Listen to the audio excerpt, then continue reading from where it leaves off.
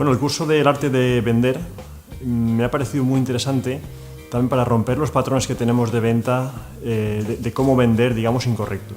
Bueno, me quedo mucho con el ponente, con Alejandro. Creo que es un grandísimo profesor y, bueno, y sus ideas y visión de la manera de vender, que creo que es muy siglo XXI, muy adecuado para los tiempos y la manera de funcionar de manera correcta.